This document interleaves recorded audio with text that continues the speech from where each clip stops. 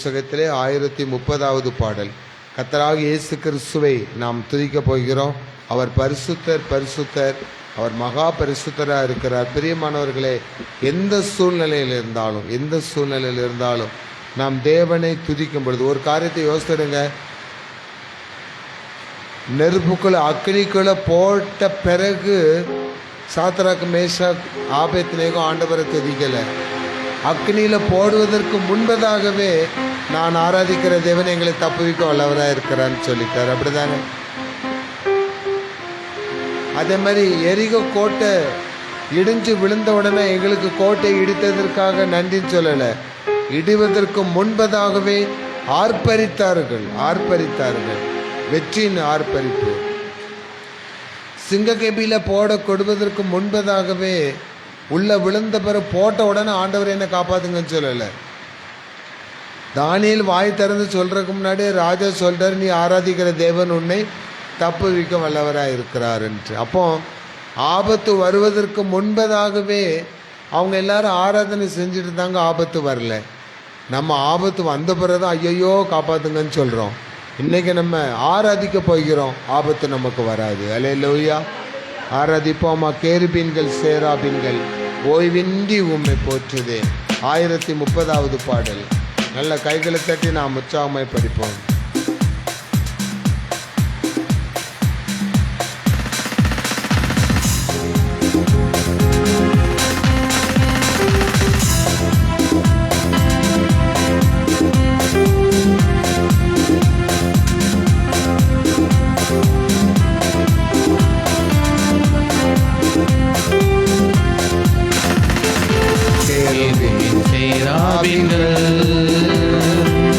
ஓய்வின்றி உம்மை போற்றுதே.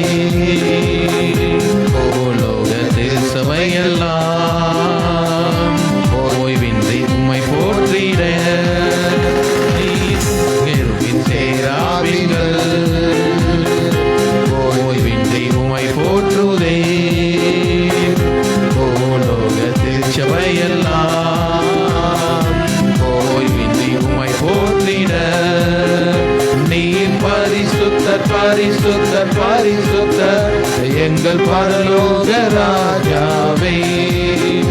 இந்த வான பூமி உள்ளோர் யாவும் உந்தன் நாமத்தை உயர்த்தட்டுமே. நீர் பரிசுத்தர், பரிசுத்தர், பரிசுத்தர், எங்கள் பரலோக ராஜாவே. இந்த வானம் பூமி உள்ளோர் யாவும் உந்தன் நாமத்தை உயர்த்தட்டுமே. பூமி அனைத்திலும் உந்தன் மகிமை நிறைந்து வருகின்றதே. ஆலயத்திலும் உந்தன் மகிமை அலை அலையாய் வருகின்றதே. புதிகன மகிமைக்கு பாத்திர எல்லா புகழும் உமக்கு தானே. துதிகன மகிமைக்கு பாத்திர எல்லா புகழும் உமக்கு தானே. நீர் பரிசுத்தர், பரிசுத்தர், பரிசுத்தர், எங்கள் பரலோக ராஜாவே. இந்த வானம் பூமி உள்ளோர் யாவும் உந்தன் நாமத்தை உயர்த்தட்டுமே. நீர் பரிசுத்தர், பரிசுத்தர், பரிசுத்தர், எங்கள் பரலோக ராஜாவே. இந்த வானம் பூமி உள்ளோர் யாவும் உந்தன் நாமத்தை உயர்த்தட்டுமே. வானம் உமது சிங்காசனம், பூமி உந்தன் பாதபடி. நாங்கள் உங்கள் தேவ ஆலயம், நீர் தங்கும் தூய ஸ்தலம். வானம் உமது சிங்காசனம், பூமி உந்தன் பாதபடி. நாங்கள் உங்கள் தேவ ஆலயம், நீர் தங்கும் தூய ஸ்தலம். சகலமும் படைத்த தேவா, நீர் நித்திய சிருஷ்டிகரே. சகலமும் படைத்த என் தேவா, நீர்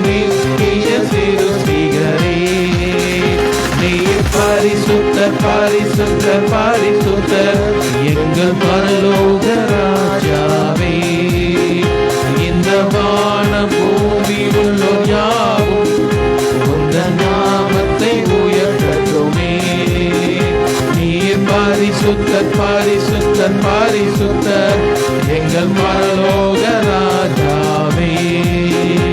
இந்த வானம் பூமி உள்ளோர் இந்த நாமத்தை வீட்டு வருவாரே நீ பரிசுத்தர், பரிசுத்தர் பரிசுத்தர் பரிசுத்தர் எங்கள் பரலோக ராஜாவே. இந்த வானம் பூமி உள்ளோர் யாவும் உந்தன் நாமத்தை உயர்த்தட்டுமே. அல்லேலூயா. இந்த வானம் பூமி உள்ளவைகள் உள்ளோர் யாவரும் அவருடைய நாமத்தை உயர்த்த வேண்டுமா? ஏனென்றால் சகலமும் படைத்த தேவன், உலகத்தில் உள்ள சகலத்தையும் ஆண்டு கொள்ள நம்மையும் படைத்த ஆண்டவர். எவ்வளோ பெரிய கருணை உள்ளம் தெரியுமா? எல்லாம் நமக்கு செஞ்சு வச்சுக்கிட்டு நீங்க போய் பூமி அரசாளுங்கன்னு சொன்னாங்க. மீனையும் அப்பத்தையும் கடற்கரையில் ஆயத்தம் பண்ணி வச்சுட்டு எனக்கு ஏதாவது ஆகாரம் கிடைக்குமான்னு பேதுருட்ட போய் ஆண்டவர் கேட்டார். ஆனால் அவங்க ஒன்றும் இல்லைன்னு சொன்னாங்க. கரையில் வந்த பிறகு பார்த்தா பொரிச்ச மீனும் அப்பவும் இருக்குது. அவர் ஆயத்தம் பண்ணி கொடுக்கிறவர், அவரை துதிக்கிறவர்களுக்கு, அவரை ஆராதிக்கிறவர்களுக்கு. ஆராதித்தார்கள், சத்துருக்கள் வெட்டுண்டு விழுந்தார்கள். ஆராதித்தார்கள், அக்னியிலிருந்து மீட்கப்பட்டார்கள். ஒவ்வொரு ஆராதனை வீரனுக்கும் வெற்றி நிச்சயமே. அல்லேலூயா. அப்படிப்பட்ட இறைவனை நாம் ஆராதிக்க வேண்டும் அல்லவா? என்னுடைய ஜீவன் இருக்கிறவரை, என்னுடைய சுவாசம் இருக்கிறவரை, இந்த உலகத்தில் நான் என் உயிரே என்னை விட்டு போகும் வரை நான் ஆண்டவரை ஆராதிப்பேன். யாரெல்லாம் ஒப்பு கொடுக்க போறீங்க? யாரெல்லாம் ஒப்பு கொடுக்குறீங்க? இந்த உலகத்தில் நான் வாழ்கிற வரைக்கும் என்னத்தை சாப்பாடை பார்க்கலாம், பிரியாணி பார்க்கலாம், பெரிய வீடை பார்க்கலாம், காரை பார்க்கலாம். ஆனால் அதுக்குள்ளே உனக்கு சமாதான சந்தோஷமாக இருக்குமான்னு பார்த்தா இருக்காது, இருக்கவே இருக்காது. நமக்கு சந்தோஷம் கொடுக்க போகிறது ஆண்டவர் வாசம் செய்கிற வாசஸ்தலம் மாத்திரமே. எந்த இடத்தில் இறைவன் வாசம் செய்கிறாரோ அந்த இடத்துல சந்தோஷம் உண்டு, ரட்சிப்பின் கம்பீர சத்தம் உண்டு, சமாதானம் உண்டு. நம்ம ஆண்டவர்கிட்ட ஒப்பு கொடுப்போமா? என் நாட்கள் முடியும் வரை, என் ஜீவன் பிரியும் வரை, என் சுவாசம் ஒளியும் வரை உண்மையே நான் ஆராதிப்பேன். யாரெல்லாம் அப்படி சொல்ல போறீங்க? என் நாட்கள் முடியும் வரை,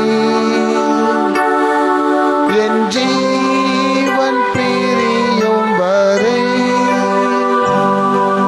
என் சுவாசம் ஒளியும் வரை உம்மையே ஆராதிப்பேன், உம்மையே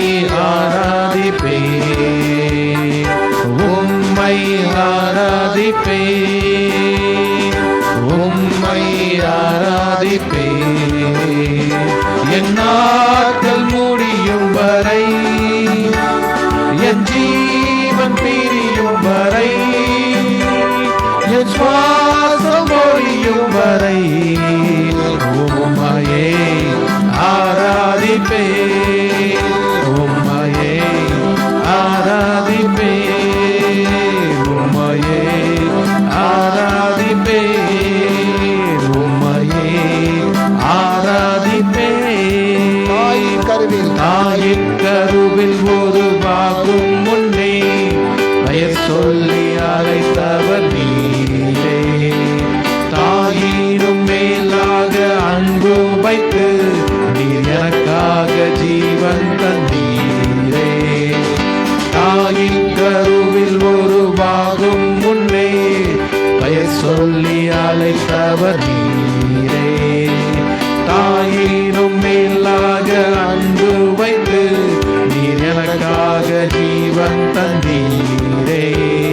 என் நாட்கள் முடியும் வரை, என் ஜீவன் பிரியும் வரை, என் சுவாசம் ஒழியும் வரை உம்மையே ஆராதிப்பேன், உம்மையே ஆராதிப்பேன், உம்மையே ஆராதிப்பேன், உம்மையே ஆராதிப்பேன், எத்தனை உம்மை ஆராதிப்பேன்,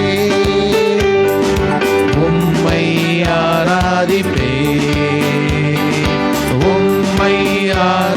ஆராதிப்பேன், உம்மை ஆராதிப்பேன், என் நாட்கள் முடியும் வரை, என் ஜீவன் பிரியும் வரை, என் சுவாசம் ஒழியும் வரை உம்மையே ஆராதிப்பேன், உம்மையே ஆராதிப்பேன், உம்மையே ஆராதிப்பேன், உம்மையே ஆராதிப்பேன்.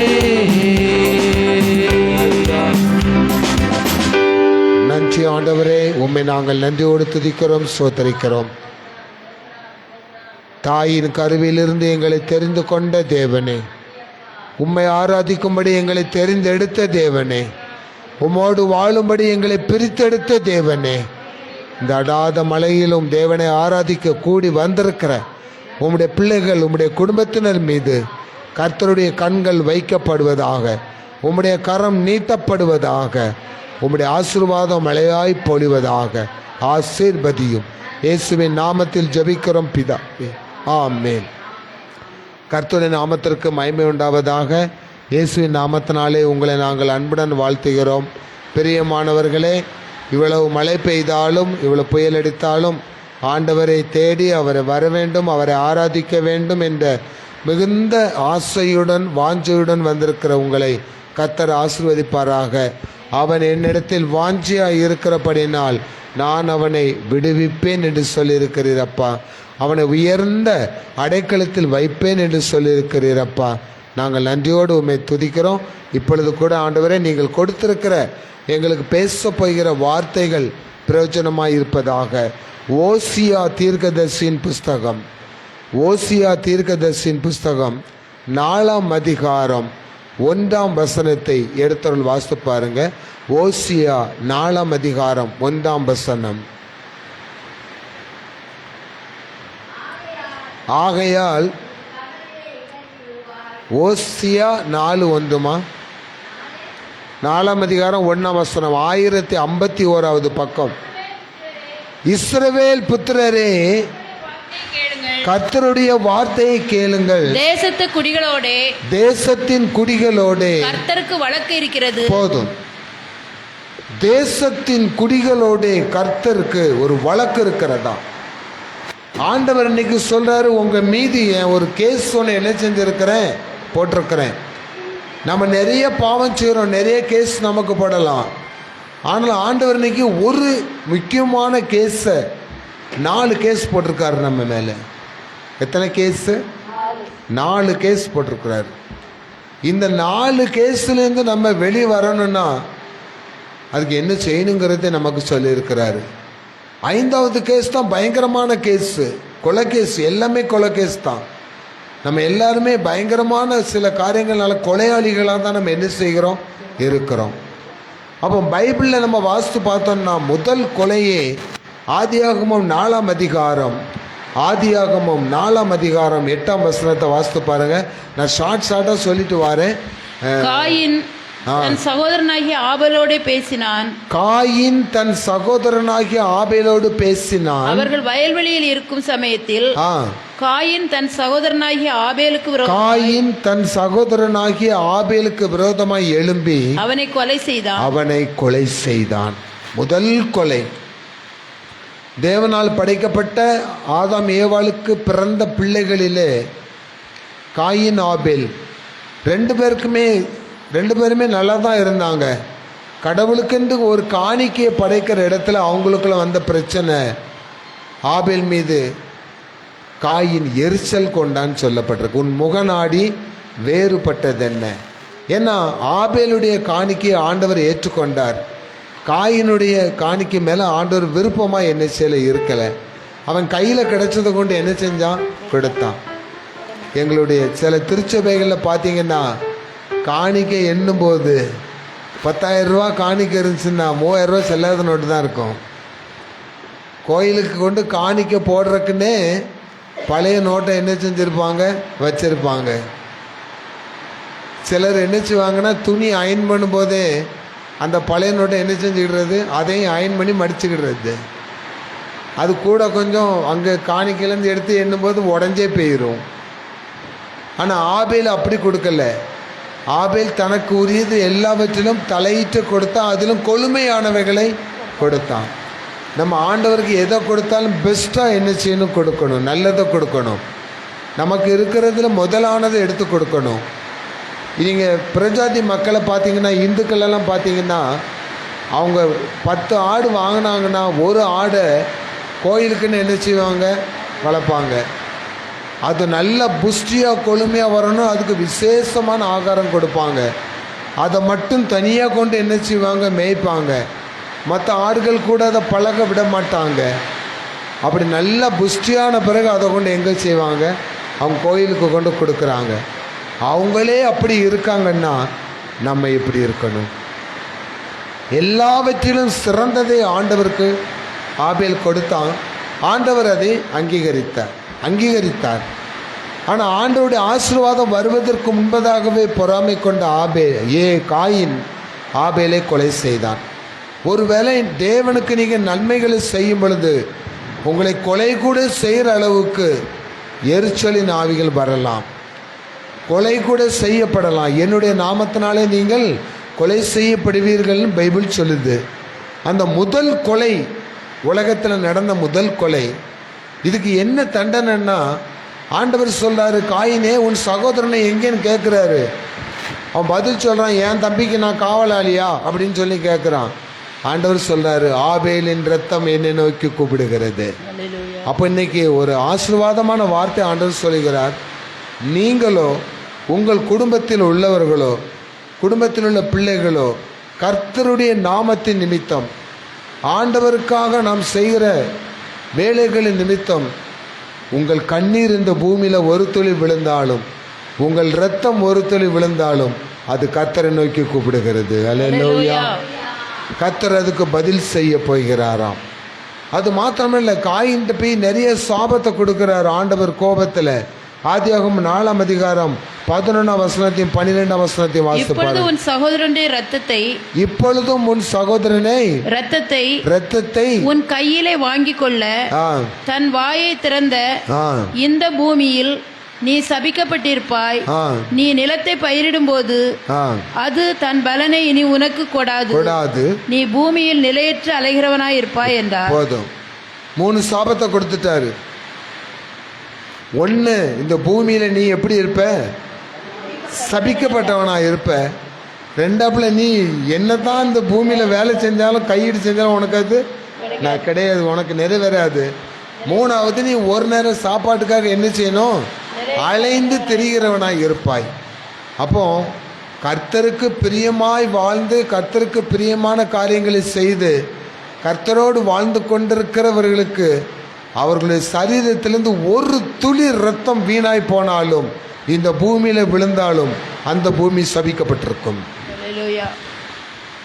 ஒரு துளி கண்ணீர், உன் கண்ணீர் எல்லாம் என் துருத்தியில் அல்லவோ இருக்கிறது. நம்ம தப்பு பண்ணி அழுதோம், நம்ம தப்பு பண்ணி ரத்தம் சிந்துறனால இல்லை, நாம் கரெக்டாக பர்ஃபெக்டாக இருந்து. அப்போ என் நாமத்து நிமித்தம் உங்களை துன்பப்படுத்துவார்கள். கர்த்தருக்காக நம்ம துன்பப்படும் பொழுது, அதற்காக கண்ணீர் விட்டு ஜெபிக்கும் பொழுது, இப்போ நம்ம ஜெபித்தோம், வீடுகளில் இருந்து கண்ணீர் விட்டு இந்த மக்களுக்காக ஜெபிக்கும் பொழுது ஒரு துளி கண்ணீர் இந்த பூமியில் விழுமானால் ஒரு ஆத்துமா ரட்சிக்கப்படும். உங்கள் ஒரு துளியின் கண்ணீருக்கும் ஒரு ஆத்துமா, ஒரு குடும்பம் ரட்சிக்கப்படும். ஒருவேளை ஊழியத்து நிமித்தம் உங்களுக்கு பாடுகள் வந்து ஒரு துளி ரத்தம் நீ உங்கள் பூமியில் சிந்தப்பட்டால் அந்த பூமி சபிக்கப்பட்டிருக்குமா? அந்த பூமி சபிக்கப்பட்டிருக்கும். அது மட்டும் இல்லை, உங்கள் இரத்தத்தை சிந்துவதற்கு நீங்கள் கண்ணீர் விடுவதற்கு எவன் காரணமாய் இருந்தானோ அவன் இந்த பூமியிலே சபிக்கப்பட்டிருப்பான். அவனுடைய காரியம் ஒன்றுமே நடக்காது. அப்போ நீங்கள் யோசிக்கலாம், ஏன் நடக்காது? இன்னைக்கு எத்தனை பேர் நல்லா இருக்கிறாங்க, துன்மார்க்கர் எவ்வளோ நல்லா இருக்கிறாங்க, ஊழியக்காரங்களை கொலை செஞ்சவங்க எவ்வளோ நல்லா இருக்காங்க, சபைகளை அடித்து நொறுக்கினவங்க எவ்வளோ நல்லா இருக்கிறாங்க, ஊழியக்காரன் சட்டையை கிழிச்சவங்க இன்னைக்கு எப்படி ஜாமன் கோட்டு போட்டு அலையிறான். அவங்களுக்கெல்லாம் ஒன்றும் இல்லையா? ஆண்டவர் சொல்கிறார், அவன் பூமியில் அலைந்து திரிகிற காலம் ஒன்று வரும். அவனுடைய பிரயாசங்கள் எல்லாம் ஒன்றுமே ஆசீர்வதிக்கப்படாது. அவன் இருக்கிற வீடு, அவன் இருக்கிற குடியிருப்பு சபிக்கப்பட்டதாக இருக்குமா? ஸோ இது அவனுக்கு கிடைக்கணும் அப்படின்னு நம்ம நினைக்க வேண்டியதில்லை. ஆண்டவர் விரும்புகிற உங்களுடைய இருதயத்தை பரிசுத்தமாக்கி பெஸ்ட்டாக ஆண்டவருக்கு கொடுங்க. ஆண்டவர் உங்களை அங்கீகரிப்பார். அல்லேலூயா. இந்த பூமியில் நமக்கு இடம் இருக்கோ இல்லையோ, பரலோக ராஜ்யத்தில் நமக்கு இடம் உண்டு. அப்போ ஆண்டவர் சொல்லுகிறார், ஆபேலின் ரத்தம் கூப்பிடுகிறது, ஆபேலின் ரத்தம் கூப்பிடுகிறது. அந்த அவன் மனங்கசந்தான். ஆண்டவரே, அவன் சொல்கிறான், காயின் இனிமேல் பூமியில் யார் என்ன பார்த்தாலும் என்ன செஞ்சிருவான், கொன்று போட்டுருவானே அப்படின்ட்டு ஆண்டவருடைய பாதத்தில் சரண்டர் ஆனபடினால இந்த பூமியில் நீ இருக்கிற வரைக்கும் ஒருவனும் உன் மேலே என்ன செய்ய முடியாது, கை போட முடியாதுன்னு அவனுக்கே அறியாத ஒரு பாதுகாப்பின் முத்திரையை காயினுக்கு ஆண்டவர் போடிச்சிட்டாரு. எதனாலன்னா தான் தப்பு செய்த உணர்ந்து கொண்டபடினாலே. இன்றைக்கும் ஒருவேளை நம்மகிட்ட தவறுகள் இருக்கலாம் சிஸ்டர், நம்மகிட்டையும் தவறுகள் இருக்கலாம். நம்மையே அதை உணரணும். நம்ம ஜெபிக்கும் பொழுது நமக்கு விரோதமாக ஒருத்தன் கிரியை செஞ்சுட்டு இருக்கான் பார்த்தீங்களா, நம்முடைய குடும்பத்தை அழிப்பதற்கு, ஊழியங்களை அழிப்பதற்கு, பிள்ளைகளை அழிப்பதற்கு உட்காந்து திட்டம் போட்டு வேலை செஞ்சுட்டு இருக்கான் பார்த்தீங்களா, அவங்க உள்ளத்தோட ஆண்டவர் பேசுவார். அல்லேலூயா. அவன் உள்ளத்தோடு ஆண்டவர் பேசுவார். காயின் மனம் திரும்பினதை போல அவனும் மனம் திரும்புவான். அதற்காக நாம் ஜெபிக்கணும். ரெண்டாவது பாருங்க, 2 சாமுவேலின் புஸ்தகம் 51ஆம் சங்கீதத்தை எடுங்க. 51ஆம் சங்கீதம் 1ஆம் வசனத்தை வாசித்து பாருங்க. சங்கீதம் 51ல் மேல ஒரு இண்டெக்ஸ் இருக்கும், அதை வாசிங்க. பத்சேபாள் இடத்தில் தாவீது பாவத்திற்கு உட்பட்ட பின்பு யாராவது ஒருத்தர் வாசிங்க. பத்சேபாள் இடத்தில் தாவீது பாவத்திற்கு உட்பட்ட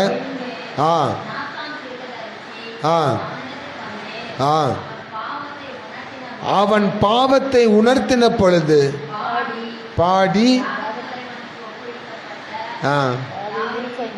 தாவீது ராஜாவா இருக்கும் பொழுது ஒரு யுத்தம் நடக்கிறது. ஒரு தேசத்தினுடைய தலைவன் தான் முதல்ல யுத்தத்தில் என்ன செய்யணும், முன்னாடி நிற்கணும். இவன் எல்லாரையும் யுத்தத்துக்கு அனுப்பிட்டு இவர் எங்கே இருந்தாரா, அரண்மனையில் மேலே நின்று அப்படியே பார்த்துட்டு இருக்கிறாரு. அப்போ அவனுடைய சிந்தனைகள்லாம் அதை சாத்த அவனை எப்படி மடக்கி வச்சுருக்கான் பாருங்களேன். ஒரு அரசியல்வாதி, ஒரு அரசியல் தலைவன் இருந்தாலும், எவ்வளோ கூட்டம் இருந்தாலும், எத்தனை பேர் பேசிகிட்டு இருந்தாலும், அந்த தலைவன் வந்த பிறகு தான் அந்த கூட்டமே ட்ரெண்டாக என்ன செய்யுது, மாறுது. உட்காந்துருக்க கூட எந்திரிச்சு தலைவா வாழ்க தலைவா வாழ்கன்னு கத்திட்டு கிடக்கிறானுங்க. அது வரைக்கும் தலைவரை விட நல்ல காரியங்க செய்கிறவங்க, தலைவரை விட அழகாக பேசுகிறவங்களாம் பேசினாலும் கூட எப்போ அவர் வருவார்னா காத்துட்ருப்பாங்க. அப்போ எவ்வளவு பெரிய யுத்தம் நடந்தாலும், எத்தனை சேனாதிபதிகள் இருந்தாலும், தாவீது ராஜா எப்பொழுது வருவார்னு தான் ஜனங்கள் பார்த்துட்ருப்பாங்க. ஆனால் இந்த தாவீது பண்ண வேலையை பாருங்கள். 2 சாமுவேல் 11ஆம் அதிகாரத்தில் நீங்கள் எடுத்துக்கிட்டிங்கன்னா அங்கே ஒரு சம்பவம் சொல்லப்பட்டிருக்கிறது. தாவீது அந்த அரண்மனை மேலே இருந்த பொழுது பத்சேபாள் என்ற ஒரு சகோதரி குளிச்சிட்டு இருக்கிறத மாடியிலேருந்து பார்த்துட்டாரு. பார்த்தார். அந்த பெண்ணை குறித்து சொல்லப்பட்டிருக்க, அவள் எப்படிப்பட்டவளாம், அழகுள்ளவள், சௌந்தரவதி என்று சொல்லப்பட்டிருக்கிறது. அப்போ மாடியிலேருந்து ஒரு எங்கே நோக்கி பார்த்தாரு, கீழே பார்த்துட்டு இருந்தார். வேதம் சொல்லுகிறது, மேலானவைகளை என்ன செய்யுங்க பாருங்க, மேலானவைகளை நாடுங்கள். இவன் மாடியிலேருந்து அந்த யுத்த களத்தை பார்த்துட்டு இருந்தால் கூட தப்பிச்சிருப்பான். அப்படியே சோவாரிட்டு இருந்தான். அங்கே இங்கேயும் சோவாரிட்டு இருக்கும்போது கீழே பார்த்தா ஒரு பொண்ணு குளிச்சுட்டு இருக்குது. அவள் பேர் பத்சேபாள். உடனே அவனுக்குள்ள ஒரு காம இச்சை என்ன செய்கிறது, உருவாகிறது. இவ்வளோ அழகான பெண்ணு நம்முடைய அரண்மனை பக்கத்திலேயே இருக்கிறாள்ன்னு சொல்லி உடனே அவளை தூக்கிட்டு வர சொல்லி அவளை என்ன செஞ்சிட்டான், கெடுத்துட்டான். கொஞ்ச நாள் கழிச்சு அவன் குழந்தை உண்டாயிட்டான். அவன் சொல்கிறான், நான் கர்ப்பிணியாக இருக்கிறேன். உடனே அவன் பண்ணுற பிளானை பாருங்களேன். அவனுடைய பத்சேபாளுடைய கணவர் உரியா போர் தளபதியாக இருக்கிறான்.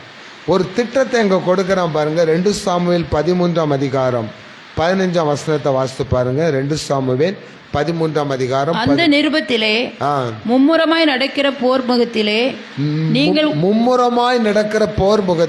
நீங்கள் உரியாவை நிறுத்தி, நீங்கள் உரியாவை கொண்டு போய் நிறுத்தி அவன் வெட்டுண்டு சாகும்படிக்கு அவனை விட்டு பின்வாங்குங்கள் என்று எழுதியிருந்தான். அவனை விட்டு பின்வாங்கல் ஒரு லெட்டர் அனுப்புறாரு. எங்க போர்க்களத்துக்கு அனுப்பி திட்டமிட்ட கொலை.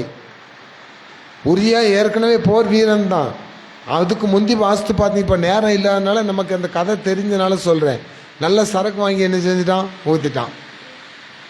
உரியாவும் அவனோடு இருந்தவர்களும் தாவீதின் அரண்மனையை புசித்து நல்லா குடிக்க கொடுத்துட்டான். இன்றைக்கி நிறைய கொலைகள் அப்படித்தானே நடக்குது. கணவன் குடிக்கிற பழக்கமாக இருப்பார், மனைவி கள்ளத்தொடர்பு வச்சுருப்பா. கள்ளப்புருஷனோடு சேர்ந்து கணவனுக்கு அதிகமாக என்ன செய்கிறது, சாராயத்தை கொடுத்து கழுத்து நெரிச்சு கொண்டுறது, இல்லாட்டி எங்கேயாவது தூக்கி கொண்டு கொண்டுறது, கண்டம் துண்டமாக வெட்டிடுறது. இப்படி கொலைகள் சென்னை பட்டணத்தில் மாத்திரமே தமிழகம் முழுவதும் என்ன செஞ்சிட்ருக்கு, நடந்துட்டுருக்கு. நேற்று பார்த்தீங்கன்னா கள்ள தொடர்பு வைத்திருந்த ஒரு பெண்ணை எத்தனை துண்டை வெட்டினாங்களாம், 50 துண்டுகளாக வெட்டியிருந்தாங்க. 50 துண்டை பேக்கூர் போட்டான், 50 துண்டை வெட்டுறான்.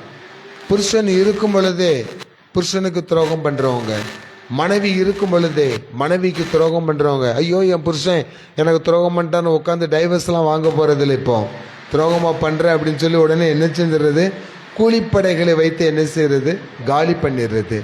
இப்போ தாவீது என்ன திட்டம் போட்டான் பாருங்களேன்.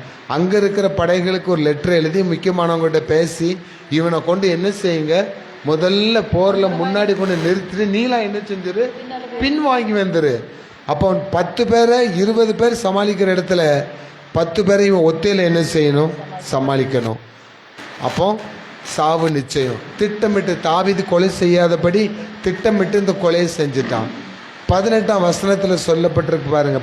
அப்படியே யோவாப் அந்த யுத்தத்தின் செய்திகளை எல்லாம் தாவீதுக்கு அறிவிக்க ஆள் அனுப்பி, தான் அனுப்புகிற ஆளை நோக்கி, நீ யுத்தத்தின் செய்திகளெல்லாம் ராஜாவுக்கு சொல்லித்திருந்த போது ராஜாவுக்கு கோபம் எழும்பி அவர், நீங்கள் பட்டணத்திற்கு இத்தனை கிட்ட போய் யுத்தம் பண்ண வேண்டியது என்ன, அலங்கத்தில் நின்று எய்வார்கள் என்று உங்களுக்கு தெரியாதா? இல்ல 2 சாமுவேல் 13ஆம் அதிகாரம் 18ஆம் வசனம். அப்படியே அவனிடத்தில் அவரை வெளியே தள்ளி கதவை பூட்டினான். ஐயோ சாரி, அங்கு சேவகன் வந்து சொல்றான், உரியா செத்தான் அப்படின்னு சொல்றான். தேபேசிலே ஒரு பெண் பிள்ளை அலங்கத்தில் இருந்து ஒரு எந்திரக்கல்லின் துண்டை அவன் மேல் போட்டதினால் அல்லவோ அவன் செத்தான். நீங்கள் அலங்கத்திற்கு இத்தனை கிட்ட போனது என்ன என்று உன்னோடே சொன்னால், அப்பொழுது நீ உம்முடைய சேவகனாகிய உரியா என்னும் ஏத்தியனும் செத்தான் என்று சொல் என்றான். உம்முடைய சேவகனாகிய உரியா என்கிற ஏத்தியனும் செத்தான் என்கிற, மற்றதை பற்றிலாம் நீ கவலைப்படாத, உரியா செத்துட்டாங்கிறத மட்டும் ராஜாட்ட போய் என்ன செய் சொல்லு. ஏன்னா உரியா சாகணுங்கிறதுல ராஜா குறியா இருக்கிறான். ஏன்னா உரியாவினுடைய மனைவியை இவன் அபகரிச்சுக்கிட்டான். இப்போ அதுக்கு தண்டனை என்ன கிடைச்சி, நீங்கள் வேதத்தை தொடர்ந்து வாசித்து பார்த்தீங்கன்னா, இந்த பத்சேபாளுக்கு தாவீதுக்கும் கருவான முதல் குழந்தை மிகவும் கேவலமாக அசிங்கமாக பிறந்து, ஆங்கில பைபிளில் பார்த்தீங்கன்னா அழுகி என்ன செஞ்சிடுச்சு, செத்து போயிடுச்சு. அழுகி செத்து போயிடுச்சு.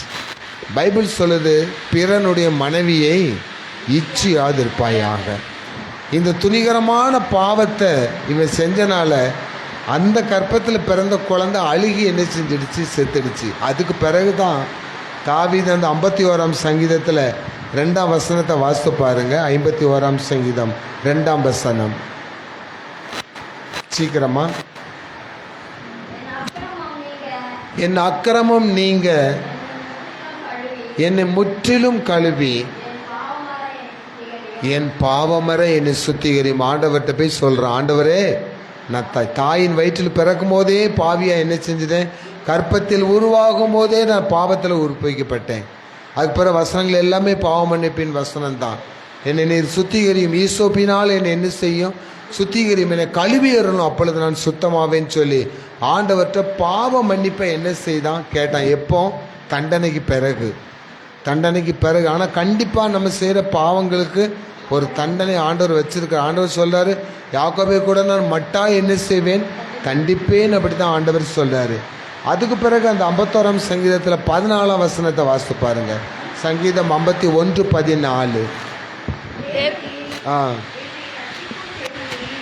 இரத்த பழிகளுக்கு என்னை நீக்கிவிடும், இரத்த பழிகளுக்கு என்னை நீங்களாக்கி விடும் நாவு, அப்பொழுது என் நாவு உம்முடைய நீதியை கம்பீரமாய் பாடும். அல்லேலூயா. அல்லேலூயா. மன்னிப்பு கேட்டுட்டு இரத்த பழி என் மேல வராதபடி என்ன நீங்க என்ன செஞ்சிருங்க, சுத்திகரிங்க.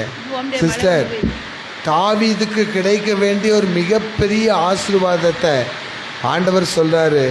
தாவீது எனக்கு ஆலயத்தை என்ன செய்யக்கூடாது, கட்டக்கூடாது, அவன் கைகள் இரத்த பழிகளினால் இருந்திருக்கிறது. அன்னைக்கு மன்னிச்சிட்டாரு, அந்த குழந்தை செத்து போச்சு. ஆனால் உன்னதமான ஆசீர்வாதம், சாலமோன் கட்டின தேவனுடைய ஆலயம்தான் இன்னைக்கு வரைக்கும் இருக்கு. தாவீது தான் அதுக்கு எல்லாம் சவதரிச்சாரு. பிளானிங் தாவீது தான். ஆனால் தாவீது பேர் அங்கே கிடையாது. தாவீது நகரம் தான் இருக்கதே வெளியே.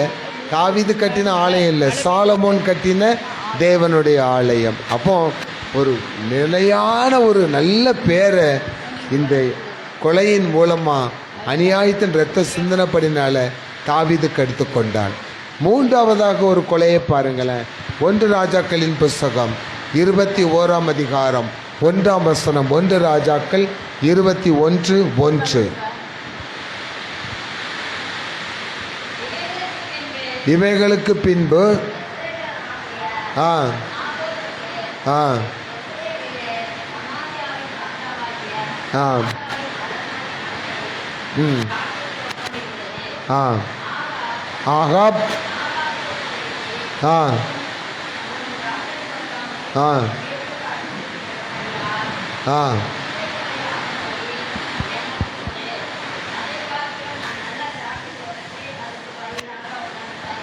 போதும் சிஸ்டர். இப்போ பாருங்களேன், சமாரியாவின் ராஜா, அவனுக்கு எவ்வளோ சொத்து இருக்கும் சிஸ்டர். அவன் அரண்மனையில் இருக்கிறான், எவ்வளோ ப்ராப்பர்ட்டி இருக்கும். எது இருந்தாலும் அவனுக்கு எது மேலே ஆசை வந்துச்சு தெரியுமா? பக்கத்தில் ஒரு ஏழைக்கு ஒரு சின்ன திராட்சை தோட்டம் இருக்குது, ஆனால் அது எப்படி இருக்குது? செழிப்பாக இருக்குது. இவன் சாப்பிட்ற திராட்சை பழத்தை விட இந்த நாபத்துடைய திராட்சை தோட்டத்தில் விளையிற பழம் வந்து பெருசாக அழகாக இருக்குது. அது மேலே ஆசை வச்சுட்டான். இன்றைக்கி நிறைய பேரை பார்த்தீங்கன்னா, பிஸ்னஸ் பண்ணுறவங்கள பார்த்தீங்கன்னா என்ன பண்ணுவாங்கன்னா, பிஸ்னஸ் கொஞ்சம் விருத்தி அடையணுங்கிறதுக்காக எவன் கஷ்டப்பட்ட வேறு அவன்கிட்ட போய் உன் நிலத்தை எனக்கு கொடுத்துரு, நான் உனக்கு இவ்வளோ காசு தந்துடுறேன், நீ கேட்குற காட்டிலும் கூட கொஞ்சம் என்ன செஞ்சிடுறேன், தந்துடுறேன். இன்றைக்கி அவனுக்கு 20 லட்ச ரூபா ரேட் பேசுவான். ஒரு வருஷம் கழிச்சது 1 கோடி ரூபா மதிப்புள்ள தான் என்ன செய்யும், மாறும். இந்த கஷ்டப்பட்டவன் என்ன நினச்சிருப்பான்னு, கொஞ்ச நாள் கழித்து இதை விற்றா நமக்கு 1 கோடி ரூபா கிடைக்கும்னு இவன் கஷ்டத்தில் இருப்பான். பணக்காரன் போய் இவன் பணக்காரன் ஆகணுங்கிறதுக்காக இவன்கிட்ட போய் வற்புறுத்தி இல்லாட்டி ஏதாவது பிரச்சனை பண்ணுவான். உறவினர்களுக்குள்ள, சொந்தத்துக்குள்ள, அப்பா அம்மா நமக்கு பிரித்து கொடுக்குற சொத்தில் பிரச்சனை வந்து தாய் தோப்பனே என்ன செஞ்சிடுறாங்க, போட்டு தள்ளிடுறாங்க. அண்ணன் தம்பியை கொள்கிறான், தம்பி அண்ணனை கொள்கிறாங்க. ரீசனை பார்த்தா சொத்து தகராறு அப்படின்னு வருது. அப்போ உலகத்தில் நடக்கிற காரியங்கள்லாம் பாருங்களேன். இந்த சொத்து பிரச்சனை, பெரிய பிரச்சனை, கொலைகள் நடக்கிறது. இது முன்னாடியே நடக்குது. இது ஒரு அப்பாவி, இந்த பையன் நாபோத் அது மேலே கண் வச்சுட்டான். அப்போ ஒரு ஏழையின் மீது கண் வைக்கிறது யாருன்னா, பெரிய பணக்காரன்னு சொல்கிறத விட அவனுக்குள்ளே இருக்கிற பொருளாசைங்கிற ஆவி, பண ஆசை வந்து கண் வைக்கிறது. இப்போ அதனால என்னாச்சு, நாபோத் சொல்கிறான் பாருங்களேன் அடுத்த வசனத்தில், என் பிதா எனக்கு கொடுத்த சுதந்திரமான இந்த பூமியை நான் ஒருவருக்கும் என்ன செய்ய மாட்டேன், கொடுக்க மாட்டேன் அப்படின்ட்டு ரொம்ப அழகாக 4ஆம் வசனத்தில் சொல்லிட்டாரு. அதனால இந்த ராஜா வீட்டில் போய் சாப்பிட்ற நேரத்தில் சாப்பிடாம உட்காந்துருக்காரு. அவன் மனைவி பேர் ஏசபேல் வந்து கேட்குறா, ஏன் ராஜாவே சாப்பிடலன்னா, நான் ஆசைப்பட்டது எனக்கு என்ன செய்யலை, கிடைக்கல. ஒரு சின்ன திராட்சை தோட்டம், இதை கூட நம்ம கையில் அரசாங்கத்திற்கு கீழே இருக்க ஒருத்தன் தர மாட்டீங்கன்னு. அந்த ஏசபேல் அவள் தான் நமக்கு இப்போ இம்பார்ட்டன்ட். ஏசபேல் ஒரு பெண்ணா இருக்கிறவன் என்ன பண்ணும், ராஜாவே இதை விட பெரிய தோட்டம்லாம் நமக்கு என்ன செய்து இருக்குது, அவன் என்ன செஞ்சுட்டு போகிறான், பிழைச்சிட்டு போகிறான் அப்படி சொல்லணும். அவன் அப்படி சொல்லலை. அப்படியா சொன்னால் நீ கவலைப்படாத, அவனை நான் மேட்ரை முடிச்சு அந்த திராட்சை தோட்டத்தை உனக்கு நான் என்ன செஞ்சிடுறேன், வாங்கி தந்துடுறேன். அதே மாதிரி திட்டங்களை என்ன செய்கிறார், தீட்டுகிறார். அவன் என்ன சொல்கிறா, தேசத்தில் உபவாச நாட்களை என்ன செய்யுங்க சொல்லுங்கள், எல்லா தேசம் ஃபுல்லாக கடிந்து எழுப்புங்க. இந்த உபவாச நாளில் இந்த நாபாத்தை பிடிச்சு கொண்டு வச்சு இவன் கர்த்தருக்கு விரோதமாகவும் அரசாங்கத்துக்கு விரோதமாக ராஜாவுக்கு விரோதமாக சொன்னான்னு சொல்லி பொய் சாட்சி சொல்லி அவனை என்ன செஞ்சிருங்க, கல்லறிந்து கொள்ளுங்கள் சொல்கிறான். இந்த ஒவ்வொரு காரியத்தை நான் யோசித்தே வந்தேன். இப்போ அரசாங்கம் ஆண்டு கொண்டிருக்கிற அரசாங்கம் அவங்களுக்கு தேவையில்லாத, அவங்களுக்கு எதிராக, அரசாங்கத்துக்கு எதிராக எதிர்கட்சியிலையோ இல்லாட்டி வேறு இடத்துல இருக்காங்கன்னா முதல்ல என்ன ரைடு போகுது,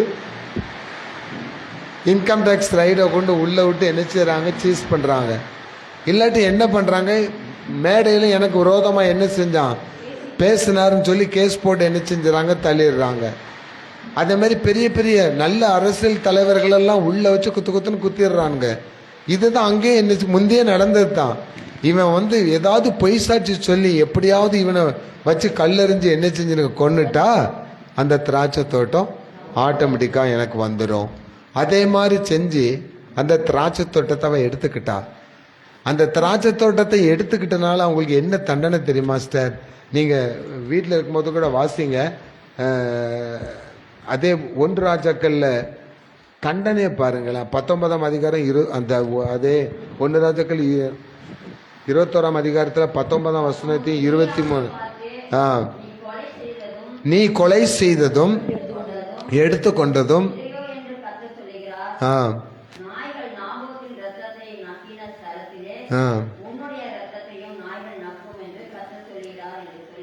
இருபத்தி 23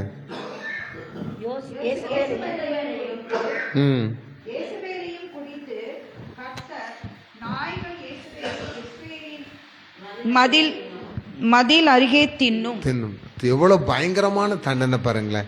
குற்றமில்லாத ஒரு ரத்தத்தை நீ சிந்தனால அவன் ரத்தத்தை எப்படி தெருவில் நாய் நக்கிச்சோ அதே மாதிரி ஆகாப் ராஜாவே உன்னை உன் ரத்தத்தை நாய் நக்கும்.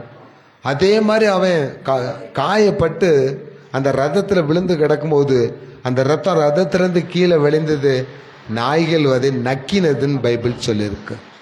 இந்த எசபேலுக்கு கொடுக்கப்படுகிற தண்டனையை பாருங்களேன்.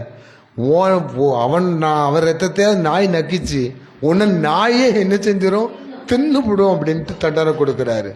அப்போ அநியாயமாய் ஒரு மனிதன் கொலை செய்யப்படுவானால் ஆண்டவர் பார்த்து கொண்டிருக்கிறவர் அல்ல. ஒரு ஏழையின் நிமித்தம் ஆண்டவர் இவ்வளவு பெரிய தண்டனை கொடுக்கிறாரு. அப்ப கர்த்தருடைய பிள்ளைகளாகிய நாம் இருக்கும் பொழுது நமக்கு விரோதமா நம்முடைய சொத்தை ஒருத்தன் எடுத்துக்கிட்டான், அதுக்காக நம்மளை பலவிதமான கொடுமைகளை செய்யறான்னா ஆண்டவர் அவனுக்கு கொடுக்கிற தண்டனை பெரிதா இருக்கும். இந்த தண்டையிலேருந்து ஆகாப் தப்பிக்கிறதுக்கு வழி இருந்திருக்கும், மன்னிப்பு கேட்டிருக்கலாம், ஏசபேல சத்தம் போட்டிருக்கலாம், நீ இப்போ ஏன் பண்ண தப்புன்னு. ஏன்னா இதே ஆகாப் இன்னொரு சம்பவத்தில் கர்த்தருக்குள்ள ரொம்ப மனத்தாழ்மையே நடந்தனால கர்த்தரே சொல்றாரு, ஆகாப் தன்னை எவ்வளவாய் தாழ்த்தினான் பாருன்னு சொல்றாரு. ஆண்டவர் தீங்குக்கு மனஸ்தாபப்படுகிற தேவனாய் இருக்கிறார். நினிவே ஜனங்கள் எல்லாரும் உபவாசம் இருந்து தன்னை தாழ்த்தினபடினால அவர்களை அழிக்காதபடி அவர்கள் மீது மனஸ்தாபப்பட்டார் என்று வேதம் சொல்கிறது.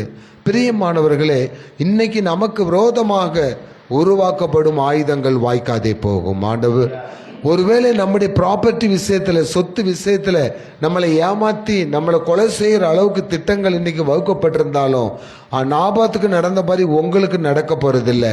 நாபாத்துக்கு நடந்த மாதிரி அப்படி நடந்து ஒருவேளை சில குடும்பங்களிலே பெற்றோர்கள் பிள்ளைகள் யாரையாவது இழந்திருப்பார்களானால் ஆண்டவர் சொல்லுகிறார், பழி வாங்குதல் எனக்குரியது, அதை நானே செய்வேன். நீங்க ஒன்றும் செய்ய வேண்டாம், உங்களுடைய சுதந்திரத்தை கர்த்தர் ஆசீர்வதிப்பார். கர்த்தருடைய நம்பியிருக்கிற பிள்ளைகளுடைய தங்களுடைய சுதந்திர பாகத்தில் இரட்டிப்பான நன்மைகளை அடைவார்கள் என்று வேதம் சொல்லுகிறது. அப்போ 3வது கொலை சொத்துக்காக செய்யப்பட்ட படுகொலை.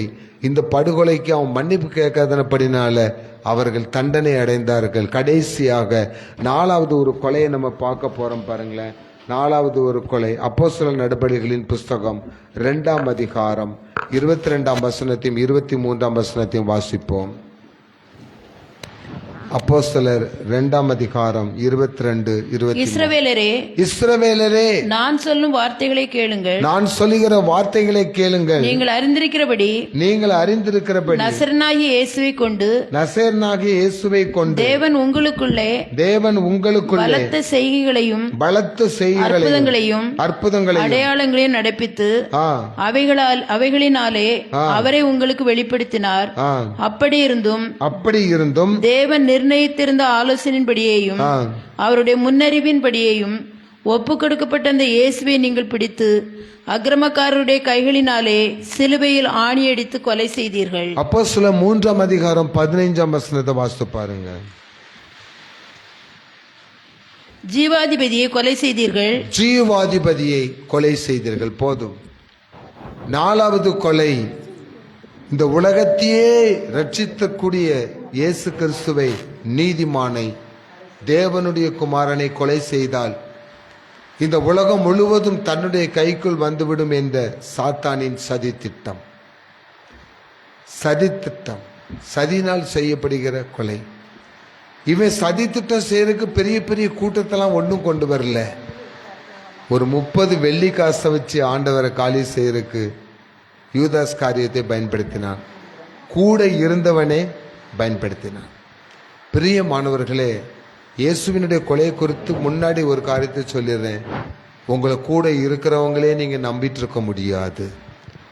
எந்த நிமிஷம் உங்களுக்கு ஆப்பு வைப்பான்னு தெரியாது. எந்த நிமிஷத்தில் நமக்கு விரோதியாக மாறுவாங்கன்னு தெரியாது. மீகாவில் சொல்லப்பட்டிருக்கு, உன் மடி மீது தலை வைத்து படுக்கிறவளை கூட நீ என்ன செய்ய முடியாது, நம்பாதே அப்படின்னு சொல்லியிருக்கு. மத்தேயு 24ல் பிள்ளைகள் எழும்பி தகப்பனை என்ன செய்வார்கள், கொலை செய்வார்கள்னு சொல்லியிருக்கு. ஊழியக்காரர்களுக்கு என் நாமத்து நிமித்தம் நீங்கள் என்ன செய்யப்படுவீர்கள், கொலை செய்யப்படுவீர்கள். ஸ்தேவான் கொலை செய்யப்பட்டார், கல்லறிந்து கொலை செய்யப்பட்டார். எல்லா ஆண்டவருடைய சீசர்களும் பரிதாபமாக வாளால் அறுத்து கொலை செய்யப்பட்டார்கள். எண்ணெய் தொட்டிக்குள் கொப்பரை சட்டிக்குள் போட்டு கொலை செய்யப்பட்டார்கள். தோமா ஈட்டியால் குத்தி கொலை செய்யப்பட்டார். நிறைய மிஷினரிமார்கள், இப்போ இருக்கிற மிஷினரிமார்கள் அனைவருமே பயங்கரமான முறையில் தங்களுடைய மரணத்தை சந்தித்தார்கள். ஆனால் இந்த இயேசு கிறிஸ்துவை எதற்கு கொலை செய்தான் அப்படின்னாச்சுன்னா, ஒரு நாபாத்தை கொலை செஞ்சான், ஒரு திராட்சை தோட்டம் கிடைச்சது. இயேசுவை எதுக்கு கொலை செய்யணும்னா, உலகம் முழுவதும் உலகத்தில் உள்ள எல்லாருமே யாருக்கு வேணும், சாத்தானுக்கு வேணும். யோவான்ல ஆண்டவர் இயேசுவானவர் ஜெபம் பண்றாரு, இந்த உலகத்தில் உள்ள ஜனங்களை எனக்கு என்ன செய்த நீர் கொடுத்தீர், இந்த ஜனங்களுக்கு என்னிடத்தில் உள்ளதை நான் என்ன செய்கிறேன், எல்லாத்தையும் அவங்களுக்கு கொடுக்குறேன், அவங்களுக்கு எந்த தீமையும் என்ன செய்யக்கூடாது, வரக்கூடாது. இது இயேசுனுடைய ஜெபம். என்னுடைய ஜனங்கள் நம்மளை சொல்றாரு, என்னுடைய ஜனங்கள். அப்போ அவருடைய ஜனங்களை அவனுடைய ஜனங்களை மாற்றணும்னா இயேசுவானவரை என்ன செய்யணும், கொலை செய்யணும். இது சாத்தான் இந்த சதி திட்டத்தை தீட்டுறாங்கிறது இருந்தாலும் இயேசுவானவர் உலகத்திற்கு பிறந்ததான ஒரு தீர்க்க தரிசனமும் நிறைவேற வேண்டியது இருக்கிறது. அப்போ அந்த தீர்க்க தரிசனம் நிறைவேறணும் என்பதற்காகவே யூதாஸ் காரியத்தை என்ன செய்கிறான், சாத்தானுடைய ஆவியை அவனுக்குள்ள அனுப்பி சாத்தானோட பேசி ஒரு 30 வெள்ளிக்காசுக்காக இயேசுவை கொலை செஞ்சான். மற்ற கொலைகள் எல்லாத்துலேயுமே அவங்க, ஆபேல் கொலை செய்யப்பட்டான், உயிரோடு எழும்பலை. நாபாத் கொலை செய்யப்பட்டான், உயிரோடு எழும்பலை. உரியா கொலை செய்யப்பட்டான், உயிரோடு எழும்பலை. ஸ்தேவான் கொலை செய்யப்பட்டார், உயிரோடு எழும்பலை. தோமா உயிரோடு எழும்பலை. இயேசுக்கு முன்பதாக கொலை செய்யப்பட்ட யாருமே கொலை செய்யப்பட்டாலும் உயிரோடு எழும்பலை. ஆண்டவர் தான் சிலரை உயிரோடு எழுப்பினார், இயேசு மாத்திரமே உயிரோடு எழுந்தார். ஹல்லேலூயா. இந்த சாத்தான் தோத்து போனது என்ன தெரியுமா, இயேசுவை கொலை பண்ணிட்டா உலகத்தை ரட்சிக்க முடியாதுன்னு நினைச்சான். ஆனால் இயேசுவின் ரத்தம் சிந்தப்பட்ட பிறகுதான் உலகமே ரட்சிப்புக்குள்ளாக வந்தது. ஹல்லேலூயா. அப்போ மற்ற எல்லாத்துலையும் அவன் ஜெயித்தான், ஆனால் இயேசுகிட்ட மாத்திரம் சாத்தானால என்ன செய்ய முடியல, ஜெயிக்க முடியல. ஏனென்றால் நம்ம ஆண்டவர் ஜெயம் கொடுக்கிற தேவன். ஹல்லேலூயா. ஜெயம் கொடுக்கிற தேவன், நமக்காக ஜெயத்தை கொடுக்கிற ஆண்டவர். இந்த 4 கொலைகளில் 3 கொலைகள் உலக பிரகாரமானது, 4வது கொலை ஆவிக்குரியது. இந்த ஆவிக்குரிய கொலையில் பரிசுத்த ஆவியை அசுத்த ஆவியினால் மேற்கொள்ள முடியலை. ஆனால் நம்முடைய நிலைமை என்ன, இன்னைக்கு வரைக்கும் நம்ம கொலைகாரராக தான் என்ன செய்யறோம் இருக்கிறோம். பக்கத்து வீட்டுக்காரனை கொல்லலை, புருஷனை கொல்லலை, பொண்டாட்டி கொல்லலை, இயேசுவை கொலை செய்து கொண்டு இருக்கிறோம். ஒவ்வொரு நாளும் அவர் சிலுவையில் அடிக்கிறோம். ஒவ்வொரு நாளும் நம்ம ஒரு பாவம் செஞ்சால் சவுக்கால் அவரை நம்ம என்ன செய்கிறோம், அடிக்கிறோம். ஒவ்வொரு பாவக்கும் தீவிரமான பாவம் செய்யும்போது, கைகளினால் பாவம் செய்யும் பொழுது அவர் கரங்களில் ஆணிகளை என்ன செய்கிறோம், அடிக்கிறோம். டாஸ்மாக்கு வண்டியை நோக்கி ஓட்டும் பொழுது, பாவத்திற்கு வண்டியை நோக்கி ஓட்டும் பொழுது, வேசிகளின் வீட்டிற்கு வண்டியை நோக்கி ஓட்டும் பொழுது கால்களில் என்ன செய்கிறோம், ஆணிகளை அடிக்கிறோம். சரீர பிரகாரமாக நீங்கள் நம்ம பாவம் செய்யும்போது சரீரத்தை சவுக்கால் அடிக்கிறோம். வாய் திறந்து கர்த்தருக்கு விரோதமான வார்த்தைகளை நாம் பேசும் பொழுது வாய் மேலே முகத்திலே அடித்த மாதிரி என்ன செய்கிறோம், அடிக்கிறோம். நம்முடைய சிந்தனைகளினால் பாவம் செய்யும்போது முள்முடி அவர் தலையில் வச்சு என்ன செய்கிறோம், அடிக்கிறோம். நம்முடைய இதயத்தில் சிந்தனைகளினால் பாவம் செய்யும்போது விழாவில் ஈட்டியால் அவர் என்ன செய்கிறோம், குற்றுகிறோம். இவ்வளோ பயங்கரமாக இயேசுவை அந்த காலத்தில் ஒரு கூட்டம் சேர்ந்து கொலை செஞ்சாங்க. இன்னைக்கு ஒரு மிகப்பெரிய உலகம் முழுவதும் உள்ள பாவம் செய்கிற குடும்பம், கிறிஸ்துவ குடும்பத்தில் உள்ள ஒவ்வொருத்தரும் ஆண்டவர் என்ன செஞ்சிட்டு இருக்கோம், கொலை செஞ்சிட்டு இருக்கோம். பல கோடி பேர் சவுக்கால் அடித்தாலும் ஆண்டவர் அதை நமக்காக தாங்கி கொண்டிருக்கிறார். பல கோடி பேர் ஆணிகளால் அடித்தாலும் நம்மை தாங்கி கொண்டிருக்கிறார்.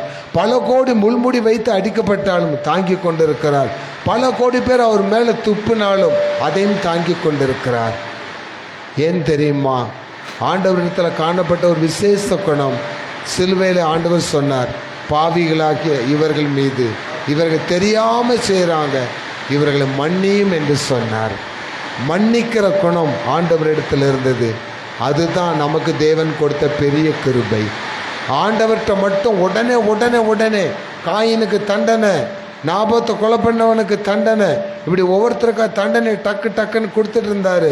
அதே மாதிரி இப்பவும் ஆண்டவர் செஞ்சுட்டு இருந்தாருன்னா இந்த உலகத்தில் ஸ்ட்ரென்த்து விளைவு என்ன செஞ்சிருக்காது, இருந்திருக்காரு. ஒவ்வொரு தேசத்திலே 1,00,000 பேர் தான் என்ன செய்ய முடியும், இருக்க முடியும். ரட்சிக்கப்பட்டவங்க மட்டும்தான் இருக்க முடியும். பாவத்துக்குரிய தண்டனை உடனே கிடைக்குமானால், சவுதியில் பாருங்களேன், துபாயில் பாருங்கள், பாவம் செஞ்சால் உடனே சவுக்கடி என்ன செஞ்சிடறாங்க. அப்படித்தானே சிஸ்டர்?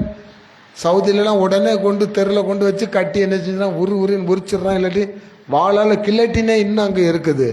ஆனால் ஜனநாயக நாடுன்னு சொல்லப்படுகிற நாளுக்கிட்ட தான் பாவம் என்ன செஞ்சிட்டு இருக்குது, பெருகிட்டே இருக்குது. பாவம் பெருகிற இடத்துல தேவனுடைய ரட்சிப்பின் கிருபை பெருகி கொண்டிருக்கிறது. நாம் எல்லாரும் ரட்சிக்கப்பட வேண்டும் என்பதற்கு அவர் கிருபை பொறுமை உள்ளவராய் இருக்கிறாராம். அப்போ இயேசுவை கொலை செஞ்ச பின்பு அவரை உயிரோடு எழுப்பிய தேவன் எதற்காக நம்மிடத்தில் அனுப்பினார் என்றால், அப்போஸ்தலர் நடபடிகளின் புஸ்தகம் 2ஆம் அதிகாரம் 26ஆம் வசனத்தை வாசித்து நாம் ஜெபிக்க போகிறோம். அப்போஸ்தலர் 2ஆம் அதிகாரம் 20. அதனாலேயே 2ஆம் அதிகாரம் வாசிங்க. அதனாலே என் இருதயம் மகிழ்ந்தது, என் நாவு களி கூர்ந்தது. 2ஆம் அதிகாரம் 26ஆம் வசனம். ஆமா பிரதர். இயேசுவை முதல் அவர் உங்களிடத்தில் அனுப்பினார் அப்படின்னு வசனம் இருக்கும் பாருங்க. அப்போஸ்தலர் நடபடிகளின் புஸ்தகம் 4ஆம் அதிகாரமா, டக்குன்னு புரட்டி பாருங்க. அப்போஸ்தலருக்கு எழுதின நிருபம் 3ஆம் அதிகாரம் 26ஆம் வசனம். அப்போஸ்தலர் 3:26. அவர் உங்கள் எல்லாரையும் உங்கள் பொல்லாங்குகளில் இருந்து விலக்கி உங்களை ஆசீர்வதிக்கும்படி தேவன் தம்முடைய பிள்ளையாகிய இயேசுவை எழுப்பி முதலாவது உங்களிடத்திற்கே அவரை அனுப்பினார் என்றான். ஒரு அல்லேலூயா சொல்லுங்க. அல்லேலூயா. எவ்வளவு ஆசீர்வாதமான வார்த்தை தெரியுமா? நமக்காக கொலை செய்யப்பட்டு மரிக்கப்பட்ட இயேசுவை உயிரோடு எழுப்பி நம்மை ஆசீர்வதிக்கும்படி, யார? கொலை செய்த சந்ததி. ஏன்னா இந்த இரத்தப்பலி எங்களோடு எங்கள் சந்ததி மேலே இருக்க கடவுதுன்னு பிளாத்து சொல்லிட்டாரு. அப்படி இருந்தால் பிளாத்தா ஏரோது சொன்னான், நியாயாதிபதி சொல்றான். ஆமா, ஜனங்களே சொல்றாங்க இந்த இரத்தப்பலிக்கு இவர் இரத்தப்பலிக்கு பொறுப்பில்லைன்றாரு. ஜனங்கள் என்ன சொல்றாங்க, இந்த இரத்தப்பலி எங்க மேல, எங்க பிள்ளைகள் மேல, எங்க தலைமுறை மேல இருக்கட்டுன்னு சொல்லிட்டாங்க. அந்த இரத்தப்பலியை ஆண்டவர் போக்குறதுக்காக யார் அதை செஞ்சாங்களோ அவர்களை ரட்சிக்கும்படி முதலாவது அங்கதான் என்ன செய்தாராம், உயிரோடு அனுப்பப்பட்டு அவர்களை ஆசீர்வதிக்கும்படி அனுப்பப்பட்டாராம். பிரியமானவர்களே, ஆண்டவர் சொல்றாரு பாருங்க. அப்போஸ்தலர் நடபடிகளின் புஸ்தகம் 3ஆம் அதிகாரம் 20ஆம் வசனத்தை வாசித்து பாருங்க. அப்போஸ்தலர் 3ஆம் அதிகாரம். பாவங்கள் நிவர்த்தி செய்யப்படும் பொருட்டு உங்கள் பாவங்கள் நிவர்த்தி செய்யப்படும் பொருட்டு நீங்கள் மனம் திரும்பி குணப்படுங்கள். நீங்கள் மனம் திரும்பி குணப்படுங்கள். அல்லேலூயா. அப்போ கொலைகள் வீணான, இன்னைக்கு பொதுவாக சொல்லப்போனா நீங்க கர்த்தருடைய பிள்ளைகளா இருக்கிறபடினால உங்களுக்கு விரோதமா என்னென்ன காரியங்கள் இந்த உலகத்தில் நிகழ்ந்திருந்தாலும், யார் யார் உங்களுக்கு விரோதமா காரியங்கள் செய்திருந்தாலும், அது நிமித்தம் நீங்கள் கண்ணீர் விட்டு, அது நிமித்தம் நீங்கள் இரத்தம் சிந்தி, அது நிமித்தம் நீங்கள் நிறையவற்றை இழந்து தவித்து கொண்டிருப்பீர்களானால், ஆண்டவர் சொல்கிறார், இயேசுவானவர் உங்களை ஆசீர்வதிக்கும்படி முதலாவதாக உங்களிடத்திற்கே அனுப்பப்படுகிறார். அல்லேலூயா. அப்போ இழப்புகளை குறித்து நீங்க கவலைப்படாதீங்க. தேவன் தாமே உங்கள் கண்ணீர் யாவையும் துடைப்பார் என்று வேதம் சொல்லுகிறது. ஆனா நம்ம என்ன செய்யணுமா, நீங்கள் குணப்படும்படிக்கு மனம் திரும்புங்க. மனம் திரும்பிட்டீங்கனாலே நம்ம இயேசு அடிக்கிறதுக்கு கையை என்ன செய்ய மாட்டோம், ஓங்க மாட்டோம். நீங்க இயேசுவை சவுக்கால் அடிக்கிறதுக்கு கையை சவுக்காலை நீங்க அதை எடுக்காம இயேசுவை நோக்கி கரம் உயர்த்தி துதிப்பீர்களானால் கர்த்தரின் கரம் ஆசீர்வதிக்கும்படி உங்களுக்கு நேராக உயர்த்தப்படும். அல்லேலூயா. நாம் ஜெபிக்கலாமா? ஆண்டவரிடத்தில் அர்ப்பணித்து நாம் ஜெபிப்போம். உம்மோடு இருப்பது தான் என்னுடைய உள்ளத்தின் வாஞ்சை ஐயா, உம் சித்தம் செய்வது தான் இதயத்தின் நோக்கம் ஐயா. ஒப்பு கொடுப்போமா? எல்லாரும் அப்படியே நம்முடைய தலைகளை தாழ்த்தி கண்களை மூடி ஆண்டவரிடத்தில் ஒப்பு கொடுப்போம்.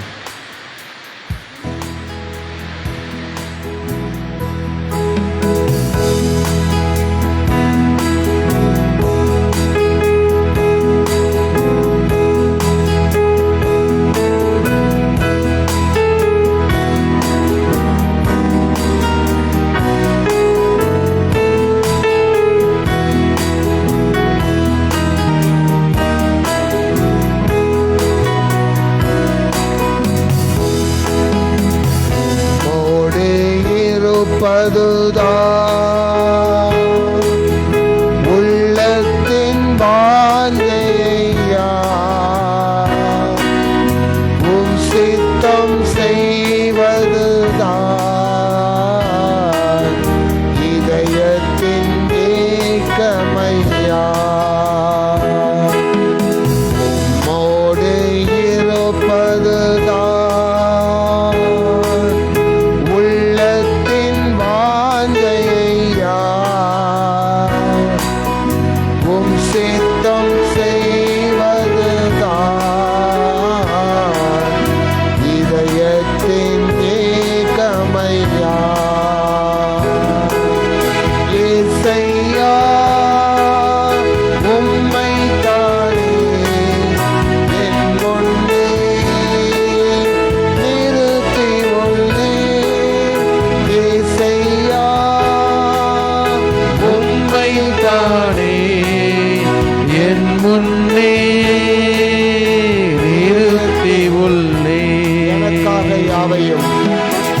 எனக்காக யாவையும் செய்பவரே, செய்து முடிப்பவரே, நமக்காக யாவையும் செய்பவரே, செய்து முடிப்பவரே. என் பாரங்கள் சுமைகள், என் பாரங்கள், என் சுமைகள் உம் பாதத்தில் இறக்கி வைத்தேன். உம் பாதத்தில் இறக்கி வைத்தேன். ஏசையா உம்மைத்தானே என் முன்னே நிறுத்தி உள்ளேன். ஏசையா உம்மைத்தானே என் முன்னே நிறுத்தி உள்ளேன். ஜெபம் பண்ண கடவோம். அன்பும் இரக்கமும் கிருபையும் நிறைந்த நல்ல ஆண்டவரே, இத்தருணத்தில் ஒருமனப்பட்டு உம்மை நோக்கி கூப்பிடுகிற யாவருக்கும் மறு உத்தரவு கொடுக்கிற உண்மையின் தேவனே, நாங்கள் உம்மை நன்றியோடு துதிக்கிறோம், சோதரிக்கிறோம். இந்த உபவாச ஜெபக்கூடுகையிலே குடும்பமாய் வந்திருக்கிற ஒவ்வொரு குடும்பத்தினரையும் கர்த்தர் ஆசீர்வதிப்பீராக. தேவன் உங்களை ஆசீர்வதிப்பதற்காகவே கர்த்தராகிய இயேசு கிறிஸ்துவை முதலாவதாக உங்களிடத்தில் அனுப்பினார் என்று வாசித்தோம். அப்பா, எங்கள் குடும்பத்திலே இயேசுவே நீர் முதலாவதாக வந்து எமது மக்களை பாவத்திலிருந்து விடுவித்து, நோய்களிலிருந்து விடுவித்து, வேதனைகளிலிருந்து விடுவித்து, பிரச்சனைகளிலிருந்து விடுவித்து, கடன் சுமைகளிலிருந்து விடுவித்து, ஆண்டவரே சுற்றத்தாரால் இருக்கிற போராட்டங்களிலிருந்து விடுவித்து, அசுத்தாவின் பிடிகளினாலும் பிசாசின் கட்டுகளினாலும் சாத்தானின் தொந்தரவுகளினாலும் பில்லி சூனிய மந்திர கட்டுகளினாலும் கட்டப்பட்டிருக்கிற மக்களுடைய கட்டுகளை இயேசுவின் நாமத்தினால நீர் அவிழ்த்து எமது ஜனங்கள் சந்தோஷமாய் வாழ உதவி செய்யுங்கப்பா. இந்த நாளில் இந்த கொடுமையான புயலினால், கொடுமையான மழையினால் ஆண்டவரே யாருக்குமே சேதம் வராதபடி, பொருள்களுக்கு மாத்திரமல்ல உயிர்களுக்கும் பயிர்களுக்கும் சேதங்கள் வராதபடி, கட்டடங்களுக்கு சேதங்கள் வராதபடி, சாலைகளிலே விபத்துகள் ஏற்பட்டு விடாதபடி, மின்சாரத்தினால் உயிர் பலிகள் நேர்ந்து விடாதபடி, மனிதர்களை மாத்திரமல்ல நீர் படைத்த மிருக ஜீவன்களையும் குருவிகளையும் பறவைகளையும் பாதுகாக்க வேண்டுமாய் ஜெபிக்கிறோம். அப்பா, ஆண்டவரே இரக்கம் காண்பிப்பீராக, உதவி செய்வீராக. நாங்கள் இன்று முதல் உம்மோடு தான் இருப்போம். அதுதான் எங்களுடைய வாஞ்சை. நீர் எங்களுக்காக எல்லாவற்றையும் செய்து முடிப்பதற்காக சோதரன். குடும்பத்தில் உள்ள பிள்ளைகள் வாழ்க்கையில் இருக்கிற தடைகள், கற்ப தடைகள், திருமண தடைகள், வியாபார தடைகள், தொழில் வளர்ச்சிக்குரிய தடைகள், ஆரோக்கியத்திற்குரிய தடைகள், இவை எல்லாவற்றையும் இயேசுவின் நாமத்தினாலே நாங்கள் உடைத்து எரிகிறோம். அப்பா, அந்த தடைகளை உடைக்கிறோம். சத்ருவானவின் கட்டுகளை அறுத்து எரிகிறோம். அப்பா, எமது மக்களுக்கு விடுதலை உண்டாகட்டும், சந்தோஷம் உண்டாகட்டும். நேரடியாக வந்திருக்கிற இதை ஒளிபரப்பு மூலம் பார்த்து கொண்டிருக்கிற ஒவ்வொரு குடும்பத்திலும் தேவனால் அருளப்படுகிற சந்தோஷமும் சமாதானமும் விடுதலையும் பெருக்கமும் விருத்தியும் உண்டாவதாக. இயேசுவின் நாமத்தில் ஜெபிக்கிறோம் பிதாவே, ஆமேன். நம்முடைய கர்த்தராகிய இயேசு கிறிஸ்துனுடைய கிருபையும் பிதாவாகிய தேவனுடைய அன்பும் சகல பரிசுத்தவான்களுடைய ஐக்கியமும் இப்பொழுதும் எப்பொழுதும் சதா காலங்களிலும் உங்களோடு இருப்பதாக. எல்லாரும் சேர்ந்து சொல்வோமா? என் ஆத்துமாவே கர்த்தரை சோத்திரி, என் முழு உள்ளமே பரிசுத்த நாமத்தை சோத்திரி. என் ஆத்துமாவே கர்த்தரை சோத்திரி, கர்த்தர் செய்த சகல உபகாரங்களையும் மறவாதே. ஆமேன், ஆமேன், ஆமேன்.